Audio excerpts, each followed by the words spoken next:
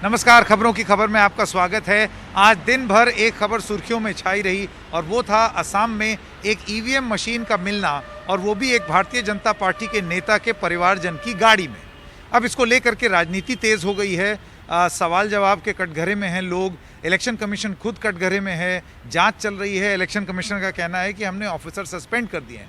लेकिन ये क्या सिर्फ इतना छोटा सा मामला है, या इसको इतना छोटा सा ही समझा जाए कि आपने एक इलेक्शन कमीशन के अफसर पर मामला मढ़ के और उसके बाद आप आगे बढ़ गए? या जिस तरीके से अब विपक्ष का दावा है कि ये तो एक मशीन मिली है, कहीं ऐसा ना हो कि और मशीनें भी हों जो दिखी नहीं। इसी पर अब नया संग्राम चल रहा है।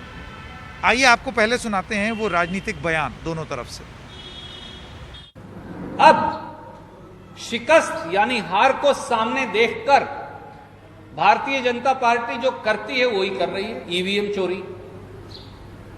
ईवीएम चोरी से होने वाला कुछ नहीं है। 2, 4, 5 आप ईवीएम इधर से उधर ले भी जाएंगे, कुछ होने वाला नहीं।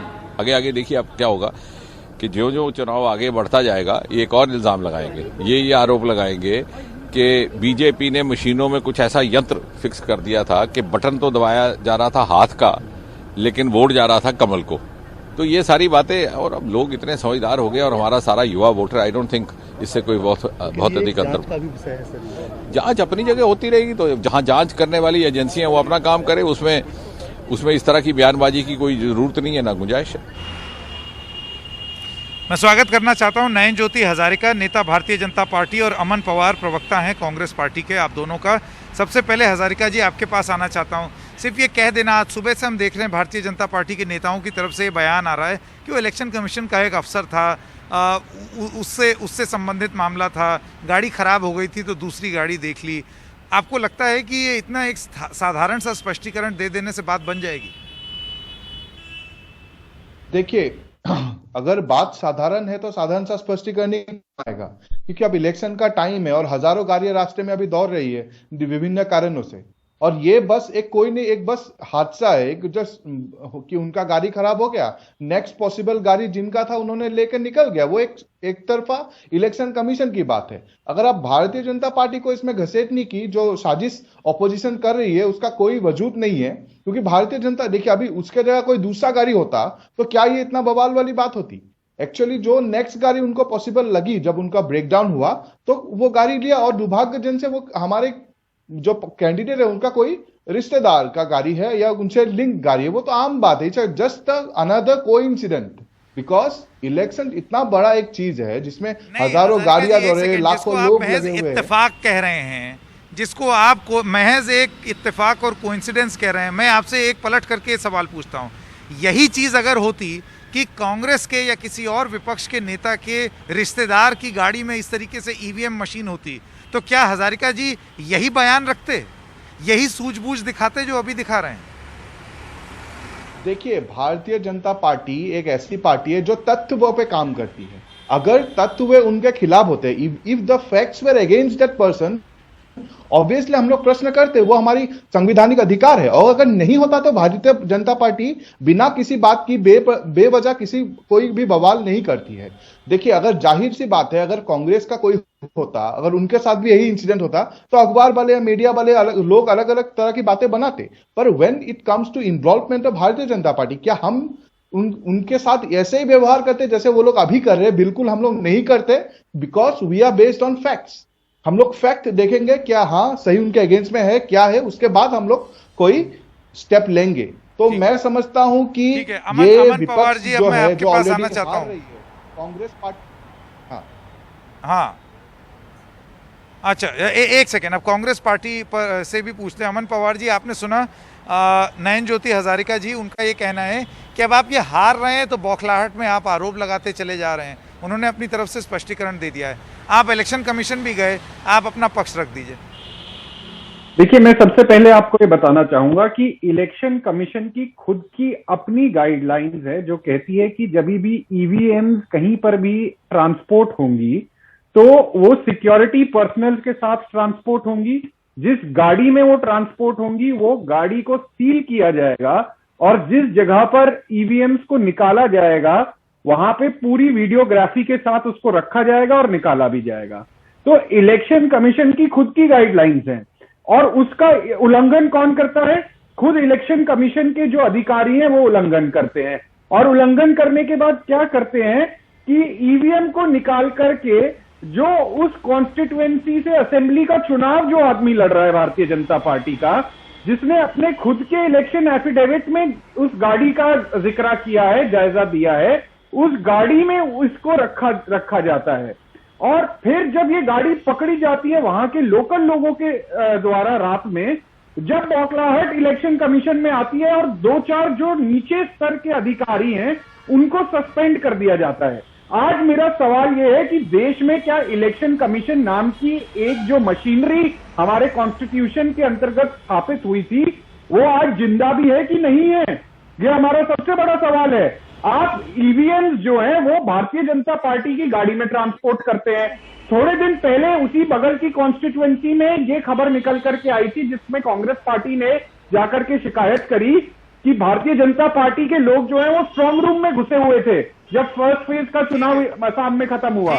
और हमने पहले ये भी देखा कि अब मैं जवाब ले लूं, नयन ज्योति हजारिका जी का जवाब ले लूं जरा, एक सेकंड। अमन पवार जी, आपने अपनी बात कह दी। नयन ज्योति हजारिका जी, आपने सुना कि कांग्रेस के प्रवक्ता क्या कह रहे हैं? हाँ, उन्होंने बताया है कि ये इलेक्शन कमीशन की अपनी गाइडलाइंस हैं, और अगर उन गाइडलाइंस का खुद उल्लंघन हो रहा है तो क्या सिर्फ नीचे तबके के जो अफसर हैं उन्हीं पर एक्शन ले लेना काफी है? देखिए, मैं ये कहना चाहता हूं, जो मेरे कांग्रेस के मित्र है वो शायद भूल रहे हैं कि इससे पहले 15 साल तक असम में कांग्रेस गवर्नमेंट थी। क्या उस टाइम भी आप लोगों ने ऐसा ही काम करके, if the EVM manipulation is possible, आप लोगों ने तभी क्या 15 साल यही करके राज किया असम में? और देखिए, ये बिल्कुल इलेक्शन कमीशन की बात है, इसमें भारतीय जनता पार्टी 15 साल की बात करें, मैं बात करूं पिछले 8 साल में नरेंद्र मोदी एक एक करके। अमन पवार जी, एक सेकंड, ये ठीक नहीं है। देखिए भाई साहब, ये ठीक नहीं है, वो अपनी बात कह दे, मैं आपके पास वापस आऊंगा। देखिए, कांग्रेस पार्टी की ये बौखलाहट है। कांग्रेस को पता चल रहा है कि वो लोग हारने वाले हैं। अब हारेंगे तो किसी के ऊपर तो इल्जाम डालना पड़े, क्योंकि इनके पास हिम्मत नहीं है कि ये राहुल गांधी को पूछे, इनके पास हिम्मत नहीं है कि ये सोनिया गांधी को पूछे, इनके पास हिम्मत नहीं है कि ये गौरव गोगोई को पूछे कि हम लोग क्यों हारे असम। उल्टा ये लोग इलेक्शन कमीशन के ऊपर सारा बिल फाड़ के सवाल दूसरा है, निकलना चाहते हैं। सवाल क्या, बौखलाहट और दुनिया जहां की और बातें अपनी जगह, एक ईवीएम मशीन भारतीय जनता पार्टी के नेता के परिवारजन की गाड़ी में मिली। आपका ये दावा है कि वो गाड़ी खराब हो गई थी, इस वजह से किया गया। अपने ही सेट प्रोटोकॉल से क्यों हटी इलेक्शन कमीशन? अब ये आरोप तो लगेंगे। इलेक्शन कमीशन अपने और एक आप ही की गाड़ी के साथ गाड़ी में सिक्योरिटी बाकायदा लेके आ रही थी, पर बात यह हुआ कि उनका गाड़ी ब्रेकडाउन हुआ। मैं फिर से बता रहा हूं, ये तथ्य आपके मीडिया में ही निकला हुआ है ये पूरी बात। जब उनका गाड़ी खराब हुआ तब उन्होंने नेक्स्ट गाड़ी जो उधर पे मिली, तो सुरक्षा के इंतजाम कहां थे? आप मुझे अच्छा मुझे एक बात बताइए, आप एक सेकंड बात बताइए। ईवीएम मशीन जो है वो एक गाड़ी में रहती हैं और उसके साथ सुरक्षा की गाड़ियां अलग चलती हैं, ठीक? एक गाड़ी खराब हुई होगी ना, आगे पीछे की तो गाड़ियां खराब नहीं हुई होंगी। तो ऐसी कैसी स्थिति हो गई कि रोक करके किसी तीसरी गाड़ी को करना पड़ा? भाई साहब, उनके पास जो सुरक्षा कर्मी थे, देखिए सुरक्षा कर्मी जो थे उस गाड़ी में ही थे, उनके साथ थे सुरक्षा कर्मी। जब दूसरा गाड़ी गई उधर भी सुरक्षा कर्मी थे। इस पूरे मामले की वीडियो रिकॉर्डिंग होनी चाहिए। आपको लगता है इलेक्शन कमीशन वो वीडियो रिकॉर्डिंग सामने प्रस्तुत करे? वो हम अपील करते हैं इलेक्शन कमीशन की करे। ये पूरा जो घटना है इलेक्शन कमीशन की, और हम उनको श्रद्धा करते हैं कि one of the most respected institution of India, तो उनके पास सारे तत्व है। ये भारतीय जनता पार्टी को इसमें जो घसीटने की काम ऑपोजिशन कर रही है वो सही नहीं है। वो इसके थ्रू चलिए अमन पवार जी, अब आपने सुन लिया। देखिए, हजारिका जी का ये कहना है कि पूरी जिम्मेदारी, ठीक है अमन पवार, देखिए हजारिका जी का ये कहना है कि ट्रांसपोर्ट करने की जिम्मेदारी इलेक्शन कमीशन की, वीडियो बनाने की जिम्मेदारी इलेक्शन कमीशन की, गाड़ी खराब हो गई तो ये फैसला कि वो गाड़ी बदल दी जाए ये इलेक्शन कमीशन का। इसमें भारतीय जनता पार्टी कहां से आती है? देखिए, उनका ये कहना है ये महज इत्तेफाक। चुनाव जो है वो एक हेल्दी कंपटीशन की तरह है। हर हेल्दी कंपटीशन में एक अंपायर होता है। अगर अंपायर ही खुद एक पार्टी से जाकर के मिल जाए तो उसका निष्कर्ष क्या निकलेगा? दूसरी बात मैं आपको ये बताना चाहूंगा कि जब पहली फेज का चुनाव आसाम के अंदर हुआ उसके अगले दिन ही भारतीय जनता पार्टी ने बड़े बड़े एडवर्टाइजमेंट दिए हर न्यूज़पेपर के फ्रंट पेज पे कि हमारी तो बहुत बड़ी लहर है और हम जीतने वाले हैं। अगर भैया आपकी इतनी बड़ी लहर है और आप में कोई बौखलाहट नहीं है, कोई डर नहीं है, तो जो आप इतने बड़े एडवर्टाइजमेंट दे रहे हैं अगले दिन पर, उसका क्या तथ्य है? वो बिल्कुल इलीगल एडवर्टाइजमेंट से। तो जहां तक चुनाव की बात है, भारतीय जनता पार्टी भी जानती है कि असम उनके हाथ से निकला जा रहा है, तो वो अब ये हथकंडे अपनाने लग गए हैं कि कहीं से ईवीएम लेकर के आइए, किसी तरीके से एडवर्टाइजमेंट में पैसा खर्च करके जो है ये माहौल बनाया जाए। क्योंकि जो कुशासन भारतीय जनता पार्टी ने पिछले 5 साल में असम में किया है, असम की जनता ने उसका जवाब देना तय कर लिया है और उसका नतीजा अब ये निकल रहा है कि भारतीय जनता पार्टी ईवीएम हथियाने की कोशिश कर रही है। आगे चल के आप मुझे बताइए अब आप क्या चाहते हैं। अमन पवार जी, देखिए आपका आरोप है कि इलेक्शन कमीशन से बड़ा मामला है।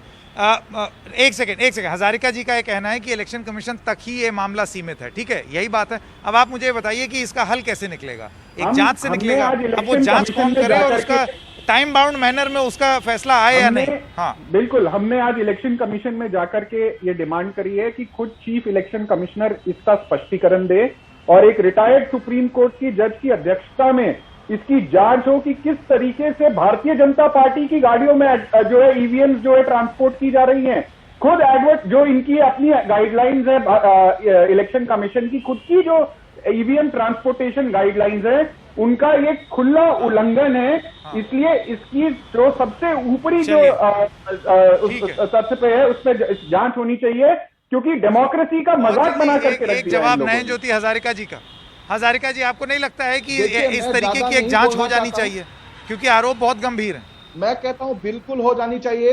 हम भी इलेक्शन कमिशन से कहेंगे कि इस तरीके की जांच हो, क्योंकि जांच के बाद ही ये बिल्कुल क्लियर हो जाएगा कि भारतीय जनता पार्टी का इसमें किसी प्रकार का कोई इन्वॉल्वमेंट नहीं है। और एक बात मैं लास्ट एक बात बोलना चाहता हूं कि ये जो कांग्रेस पार्टी बार बार इलेक्शन कमीशन पे उंगली उठा रही है, असम के इलेक्शंस पे उंगली उठा रही है, ये इंदिरा की बंचस इमरजेंसी ना भूले। ये इंदिरा की बंचस ये ना भूले कि किस प्रकार से उन्होंने भारत के हर एक संस्था को मैनिपुलेट करके इलेक्शन जीत के अपनी सत्ता बचाने की कोशिश की थी। ये इंदिरा की जो बंचस है, मैं उनको कहना चाहता हूं कि असम में इस बार आप लोग खत्म हो रहे हो और ये बिल्कुल असम की जनता ने अभी तक तय कर लिया है। तो आप लोग की ये बौखलाहट, आप लोग की ये हार, आप लोग जितनी जल्दी मानेंगे उतना जल्दी अच्छा है। इंदिरा और नेहरू जो हैं वो उनको इस चुनाव में ना लाएं, इसी चुनाव की अगर बात करें, क्योंकि ऐसे क्या है कि फिर वो अनंत काल तक ये कार्यक्रम चलता चला जाएगा। फिर कांग्रेस कुछ बोलेगी, आप कुछ बोलेंगे। हम इस निष्कर्ष पर पहुंचे, आप दोनों ही पहुंचे हैं कि एक निष्पक्ष जांच जरूरी है। एक छोटे से ब्रेक के लिए रुक रहे हैं, अभी हाजिर होते हैं।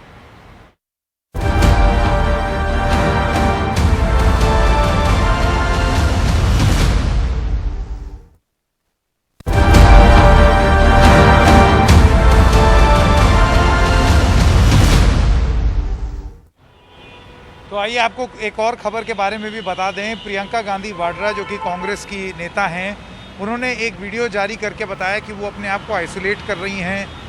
चुनावी जो उनका प्रचार था उसको भी उन्होंने रोका। क्या कहा उन्होंने, आइए आपको सुनाते हैं। Just to say that I've been exposed to the coronavirus. So although I tested negative yesterday, the doctors have advised that I self-isolate for a few days. Unfortunately, I have to cancel the program that was scheduled for me for the Assam campaign today and for Tamil Nadu tomorrow and Kerala day after tomorrow. I'd like to apologize to everybody for not being able to be there, and I wish all the candidates that I was supposed to campaign for the very, very best in the election. I hope all of you do well and the Congress is victorious. Thank you.